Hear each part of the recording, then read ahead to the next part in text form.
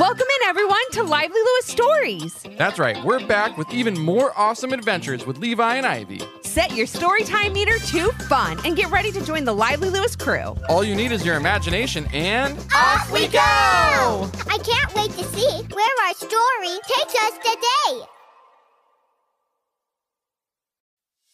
Have you ever wanted to get more Lively Lewis in your life? Well, we've got you covered. Grab an adult and zoom over to livelylewisshop.com. Or just click on the link in our show notes. Enough about that. Let's get to today's super Lively Lewis story. Mom, have you seen my new crayons? Shouted Levi from the playroom. They should be with your sketch pad right there on the table, called back Levi's mom. Levi knew which crayons she was talking about, and they were practically worn down to nothing. No, Mom, not those, my new crayons, said Levi. The ones on the table are your new crayons. You just go through them so quickly, said Levi's mom as she walked into the playroom.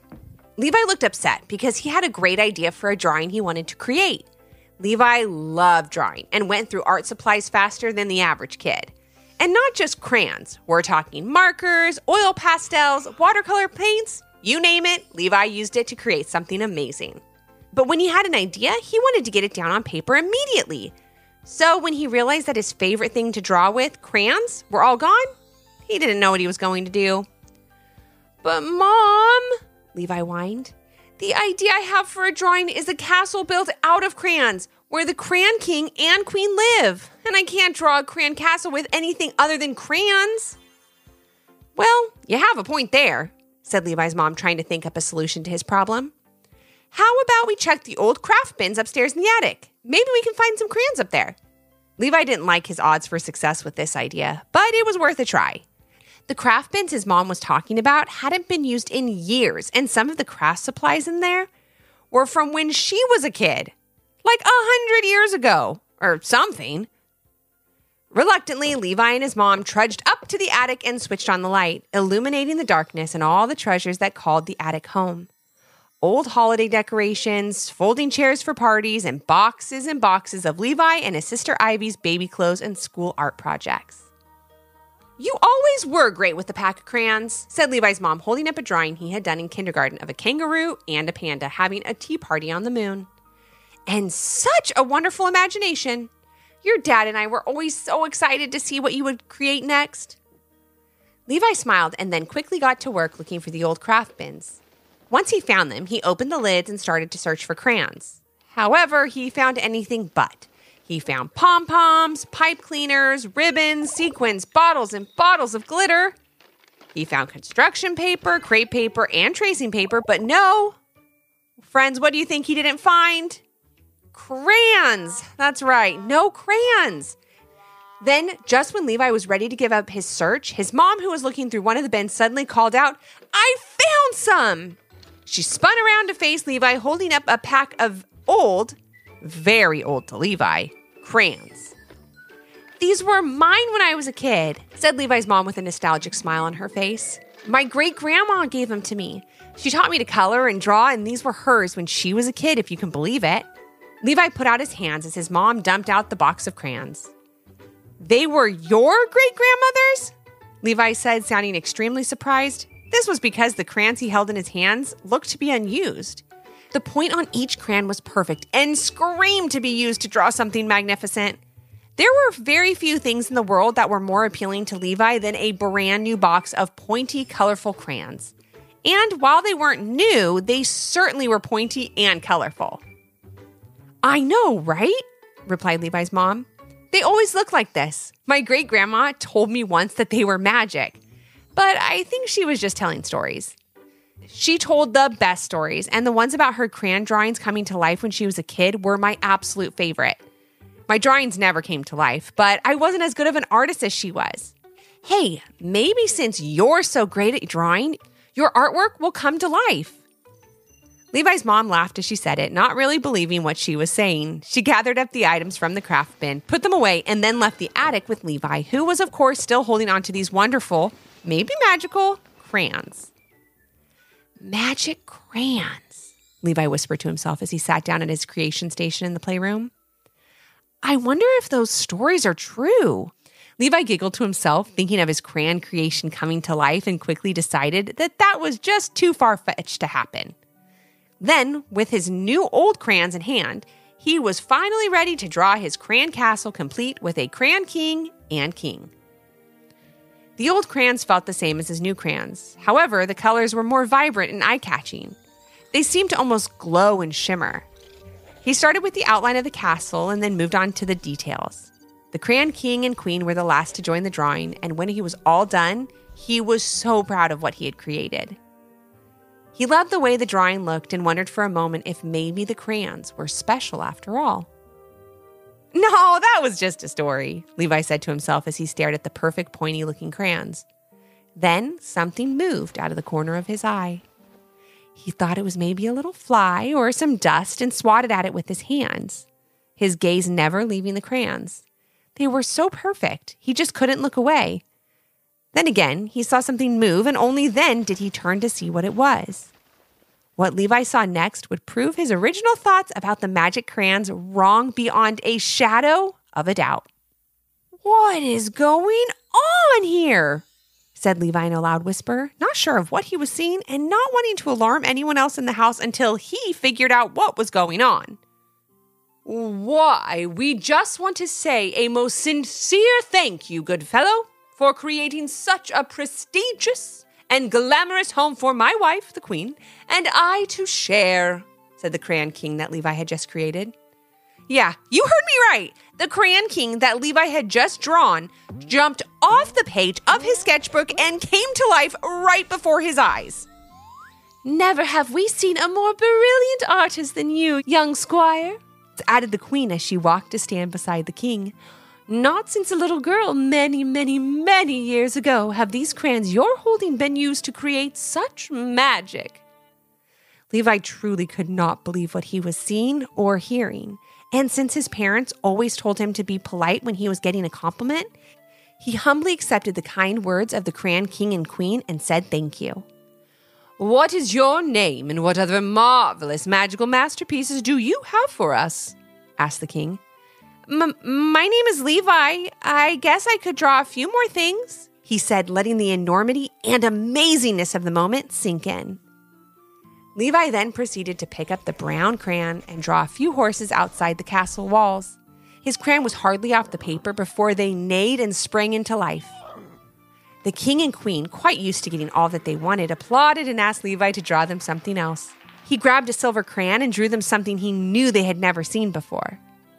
"I thought I'd show you something that isn't commonly seen around a castle," he said, drawing a shiny zooming rocket which soared high above the castle and all around his room. Then, feeling the power of the great gift he possessed, he grabbed a handful of crayons in one hand and dragged them all across the top of his sketchbook, making the most sensational rainbow. It shimmered and glistened and cast a prism of colors all over the whole castle. The king and queen were very happy. "All this excitement has made me tired," said the king. "It was just marvelous, and we hope to see more from you, young Levi." The crayon king then led the queen and the horses inside the castle gates to have a quick nap. The rocket Levi created found an open window in the playroom and zoomed out to discover the next great galaxy, and the rainbow faded away, as rainbows do, back into Levi's sketchbook. Levi was then left in the silence of a playroom with his new, old magical crayons and the knowledge that he could make anything he drew come to life. That was a lot of responsibility for a 7-year-old to process, but the desire to see what he could create next was overwhelming, and Levi quickly turned his attention to his next drawing.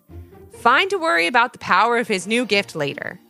As Levi sat excitedly thinking of what to draw next, several ideas swirled in his head. Maybe a race car, or a flying dirt bike, or another rocket that he could take for a spin, or how about a dragon that didn't breathe fire, but rather cotton candy? Or why stop at cotton candy? Why not draw himself a whole candy factory? His ideas were limitless, but sometimes using a power you have to help others is the greatest thing you can do with it. That's when his sister Ivy walked into the playroom. She was looking pretty sad, but unfortunately, she'd been looking sad a lot lately because her best friend Olivia had just moved away. "Ivy, you'll never believe what these crayons can do!" shouted Levi, more excited than he had ever been before. I'm sure they're great crayons, muttered Ivy, not really paying much attention to Levi. She sat down at the creation station and doodled pictures of ice cream cones on a scrap of paper. Having ice cream playdates was something she loved doing with Olivia, who had just moved away. Drawing the little ice cream cone doodles made her think of her and remember the good times they had together. But while those memories made Ivy smile, they also made her sad.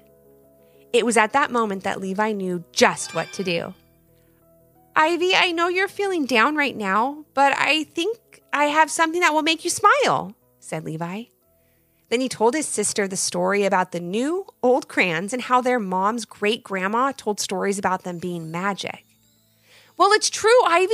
They are magic, and I'm going to prove it to you and draw you something you need more than anything else right now, said Levi, spreading the crayons out across the table.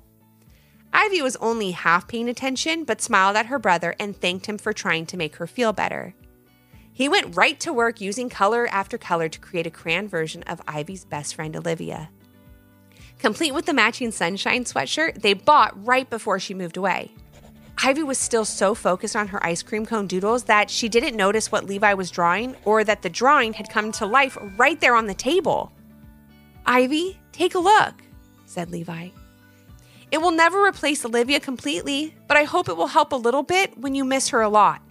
Ivy lifted her head, and that's when she found herself face to face with her best friend, but in crayon form. Levi! What is this? Shouted Levi in a whisper. It's amazing, isn't it? Exclaimed Levi. It's like I was telling you, these crayons are magic and the stories Mom's great-grandma told her were true. She didn't believe them, but maybe she will now if we show her what I created. Ivy nodded her head, unable to speak because the smile on her face was so big. She was so happy to see her best friend Olivia, even if it was only a crayon drawing, that she gave the magical crayon creation a great big hug. We definitely need to tell Mom, said Ivy, running around the playroom with crayon Olivia.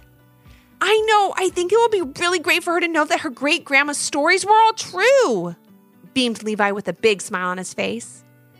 He then ran out of the playroom and called for his mom and dad. He told them they had to follow him to the playroom and see what he had created with the crayons they found. You know, we're always so excited to see what your next creation is, said his mom as she followed Levi back to the playroom. Hi, Ivy, she called out as she walked in and stopped in her tracks. And hello, Olivia, said Levi and Ivy's dad without thinking twice. When he finally realized that it wasn't actually Olivia, just a crayon drawing come to life, he was speechless as well and stared right along with Levi and Ivy's mom in disbelief. What? Who? How? Asked Levi's mom, barely able to speak. Did you draw her with my great-grandma's crayons? Levi just nodded his head, letting it all sink in for his mom. The stories she told you were true, Mom, said Levi. The crayons are magic, and I have the gift to make whatever I want come to life. Levi's mom gave him a huge hug as tears streamed down her face. I always knew deep down that those stories had to be true, said Levi's mom. My great-grandmother talked about the things they created with those crayons with such love and excitement. Thank you for showing me this.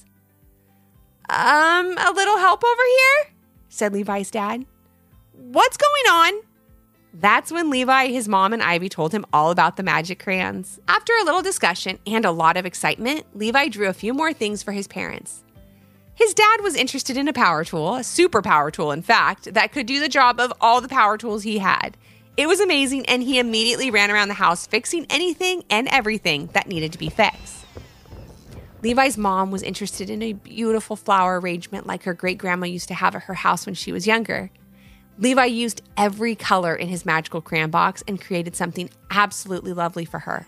He even drew the flowers with beautiful faces so that it didn't just look beautiful, but they sang beautifully too. The festive flowers serenaded Levi's mom and the rest of his family as the day went on. As Levi looked around at all the joy that his crayons creations were bringing everyone, he knew exactly how this gift should be used. He told his parents his idea and they loved it. The next day, he set off into his community with his sketchbook and his new, old magical crayons in hand.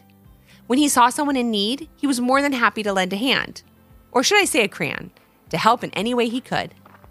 For example, Levi created a small bridge in the park to help children walk from one side of the lake out to a small island where they could play hide and seek among towering pine trees. when he walked to the playground and noticed that a family of crows had set up their nest right on top of the slide. What they needed, Levi decided, was their own special place. So he created a tree that just so happened to have a slide coming off one of the branches, which the little baby crows seemed to really enjoy. Now the crows had their own space, and the children at the playground had their slide back.